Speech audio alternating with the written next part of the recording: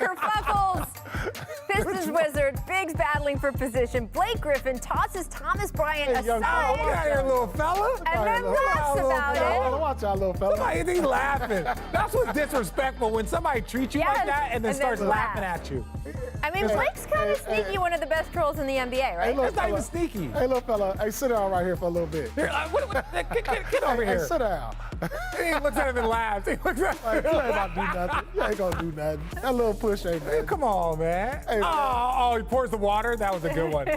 Oh, what? That was amazing. Right? That was that right there is top 5 fan interaction of all time. This one.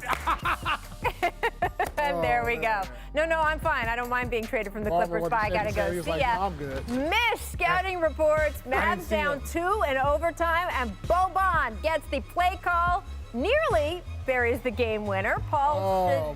Oh my God! I don't want you taking that during regular season, Bo. What don't you want in a preseason game, Paul? What don't you want from a game in a preseason game? You can do anything in preseason. You just don't want an overtime. No overtime. It's already overtime. No, so you don't want any more. You don't want any more overtime. There is nobody who wants. Let's have Boban shoot a 3. That's all we're gonna get. Let's get the hell out of here. People say free basketball during the preseason, and you're like, no, it's costing me minutes of my life. Yeah. There you go. They don't want this. Shoot a 3 and let's go home. Make Flair. Hornets Magic. First, LaMelo hitting a 3. Hey, let me tell you something. Melo gonna be nice. Hey, I already think he's better than his brother right now. I think you got to say LaMelo right now. while Carmelo is still in the league. I don't think we can do Yeah, that. his name is LaMelo. I mean, he got now. Flair. Right? Look at this one. He looked like J. Kidd with his passes, I'm telling you. Well, they said down in the Australian League. Oh, look at he this. was pairing it up with that. He's got something. Like, they thought his brother was J. Kidd. No, this is J. Kidd right here. This that pass right there, that pass. One hand, right? oh man. Yeah. That'd be good. See, we said LaMelo was already our league pass star for the whole season. We already know. Okay. You just gotta keep. That's my rookie of the year right there. In already? Charlotte? Oh, in Charlotte, of course. Yeah. Miss recognition. Luka hanging out on the sideline.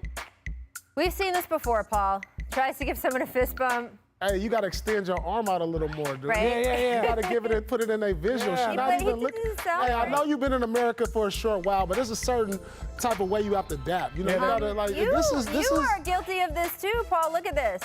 I'm looking at the crowd. I'm like, hey, I'm He's in the crowd. And he's a member of the crowd. He's looking at the crowd, though. Come on, man. Trying to get his followers up. By the way, no, I'm just joking. Jerry, long timer in D.C. That's my man, Jerry, too. I was going to say. That's my man. I just didn't see it. We love Jerry. Everyone in D.C. If loves you've never had to dap up yourself, then you're not in the right environment. Sometimes people just miss you. There's a lot going on. Oh, man. I was caught in the moment. I just hit a game winner to put us up, and I was just trolling the crowd right now. He called game. He called game. He called game. The man called game. All right, the NBA's annual GM survey is out. It's got some spice to it this year, guys. 81% of the GMs picked the Lakers to win the title again, which is not an unusual pick, but it's interesting that only the 2018 and 2019 Warriors had more consensus than that. It is a window into how dominant other teams consider the Lakers right now. The GMs also picked Giannis to be the MVP, which trends against, actually, what most media surveys have said. James Harden beat out LeBron for, quote, player who forces opposing coaches to make the most adjustments. Chris Paul won out over Drew Holiday as the player switching teams who would have the biggest impact. And Miami's Eric Spoelstra named the NBA's best coach over Greg Popovich and Nick Nurse. And then this is interesting. The GMs still consider Steph Curry the best point guard in the NBA, but by a lot less. He only got 30% of the vote this year compared to 90% of the vote the year before. Damian Lillard finished second to him this year. Paul, if you had to pick one guy, you cannot hedge here. You have to vote for one guy like the GMs did. Who will you pick? Originally, I said Luka Doncic, but if LeBron's the best player and he played point guard, how is he not the best point guard in the league? He led the league in assists. I mean, won the final. I forgot LeBron just went to point guard, by the way, and he's clearly the best point guard in the league. Okay, this survey is skewed here. Let me just first say this. What do you mean skewed? It's skewed is in the sense of, like, you just can't just add the best player in the game, the finals MVP that led the league in assists. like, and then say he's 11%. So, like, are they considering him a real point guard, or they're just saying? I mean, that doesn't even make sense. He was available in the point guard spot for the All-Star game and All-NBA this year. But if he's the best player on this list, but they're talking about when he plays, this is stupid. He's the fifth This is best stupid. point guard. This is dumb. Hey, this is like the year Bill Russell won MVP and wasn't even in the first team All-NBA. Oh, yeah, that's the type of still like, wait.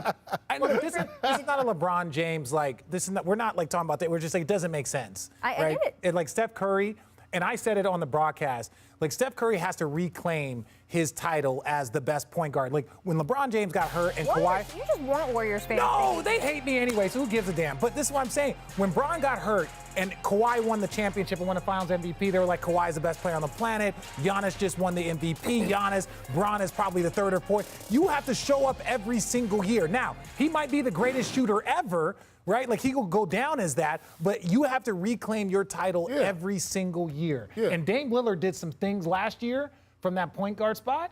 This is just like boxing. When you don't fight for a year, you get stripped of your title, and you got to go back and fight for it again. Thank you. It's the same difference. Now, we know how amazing Steph Curry is, Dame Lillard, they're amazing, but you got to reclaim that. Dame Lillard has some phenomenal games. But if LeBron is a point guard, he has to be. NBA's version of Panda Watch. Yes, it's been about 3 weeks since Woj first reported James Harden wishes to be traded out of Houston. And yesterday, Adrian Wojnarowski and Ramona Shelburne reported the Rockets are increasingly expanding trade discussions beyond Harden's preferred destinations of Brooklyn and Philly. According to sources, several playoff caliber teams are becoming more comfortable, including the high-level players in the packages they are presenting in return for Harden. Now, by the way, Harden had a great showing last night's preseason game. 20 points, 9 assists, 7 rebounds, 27 minutes of action. Richard, nobody doesn't think James Harden can't play, right? How quickly do you expect them to move him, or how much longer would you say he's going to be a Rocket, if I phrase it that way? Well, I think it's a good sign that they're opening it up. Like, I think when you limit yourself to 2 or 3 teams and you don't like it, and it's like, look, James Harden has, I believe, 2 more years left on his contract. So you're not even just getting him for one. Right. Like, you have an opportunity, and we saw it with Kawhi Leonard. You saw it with Paul George. You see these guys have the opportunity to really kind of convince you that this is a great place to stay. But it's not just like Milwaukee or Brooklyn Nets or Philly. It's like there's other teams that I think they might have an opportunity to convince them. And I think 2 years is better than 1 year to convince a player. When you talk about trying to add James Harden, you have to think about a few things. You know, now that you're opening it up to not only contenders, but how does he fit? How does he fit into our culture? Or if he's not going to a team that has championship aspirations or just a team with playoff aspirations, how does he fit with our young guys? You know, you have to ask yourself these questions because the things you've heard out of Houston, the partnering, does it really fit our culture? Yeah, James Harden's a great player, but we're talking about building something here for the long run. Is that really fit with what we're trying to do moving forward? And that's what you have to ask yourself. So I believe he's going to be in Houston for the duration. Oh, wow. Okay. For the whole season? Yes. Past the trade deadline. Yeah. I don't know if I go that far, but I will say this. I don't know if this is going to get resolved quickly because as much as I think the Rockets we're seeing from Woj and Ramona's reporting increasingly are trying to get a deal done, it really depends on what the marketplace demands. It doesn't depend on how much you want to sell. And look, if he doesn't want to go to another team, who's to say that he won't act on that other team exactly how he's been acting in Houston that has made them feel like, oh man, maybe we do have to deal them. Remember, what I'm talking about. Tim McMahon's reporting at the beginning of all this was that the Rockets were, quote, willing to get uncomfortable. Well, James Harden has certainly made them uncomfortable, and all of a sudden, it sounds like they are making more phone calls. Well, if I'm on the other end of one of those phone calls, I want to know that James isn't going to be like that to such a degree that you, Houston, feel like you need to trade him. I'm trying to tell you. I agree. Old dog, new tricks. I agree, but if we learned anything from the Kawhi situation, but Kawhi never did the thing. Kawhi was not in I'm going to okay. He was not in 2 cities that may contain nighttime establishments. Okay, I don't know where James was. He was not in two different cities when he was supposed to be in training. But there was rumors that Kawhi, not that he quit, but that he wanted out of San Antonio and that his injury and how they they handle. There was all this stuff. And so San Antonio was historically famous for taking care of their players and literally extending the careers of Manu and Tony and Tim. So to have Kawhi say it at the time that he did it, you're like, that's not on brand. There's something else here. And Toronto still took that on. And so I'm just saying that people have taken on, I don't want to say controversial, but guys that they weren't sure what they were going to get from or how they were going to handle being in that environment. Listen, Kawhi is a champion. Agreed. He's a Finals MVP. Agreed. And he comes from a San Antonio Spurs culture. But he was trying to leave. So, that's fine. But who doesn't want to deal with a Kawhi? Yeah. You know, he understands the urgency of practice and being on time, doing what's right. He's not a guy you're going to see in the streets. He does his work and he goes home. Like, you can live with that. Yeah, okay. I agree. And so you have to ask yourself these questions. If James Harden comes aboard, can we live with that? There's only like 2 or 3 coaches that I can say can deal with him in the league. Doc, Popovich, and I'll think about the third. Here's the other complicating factor in all of this. The Rockets are looking at what other teams have gotten in trade for guys that they think aren't, frankly, as good as James Harden. What Milwaukee just gave up for Drew Holiday, for example. So I've heard that. Well, Milwaukee just got 3 picks and blah, blah, blah, blah, blah. What Paul George took on the trade market, that kind of thing. But here's the difference. The difference is that the Clippers specifically needed Paul George to get Kawhi. That the Bucks specifically needed Drew Holiday to help keep Giannis.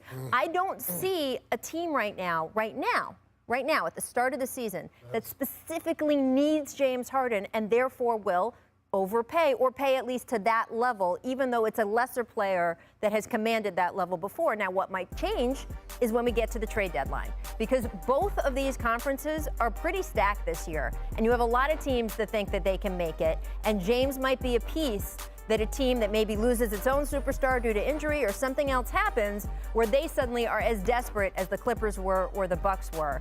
I don't know if anyone's that desperate right now. Can he sign an extension and then be traded? Like, could they extend him? Yeah, they just offered him. I know but I'm saying 2 years, $103 million. No, and by the way, it's not in his interest to sign an extension unless he is really sure of where he wants to go and that they're going to trade him. Yeah. Because then he's just locked into wherever they trade him for longer. 5 years. So the extension scenario is more that he would get traded to a team that he approves and then signs an extension with that team. That would actually increase the value of what you're trading. Yes. But that's where his, quote, preferred destinations comes in. Yeah. Because if you're listening to this reporting that Houston is expanding beyond his, quote, preferred destinations, you're probably then only getting him for those 2 years, at least at the start. Certainly proved that it was worth the gamble with Kawhi. They only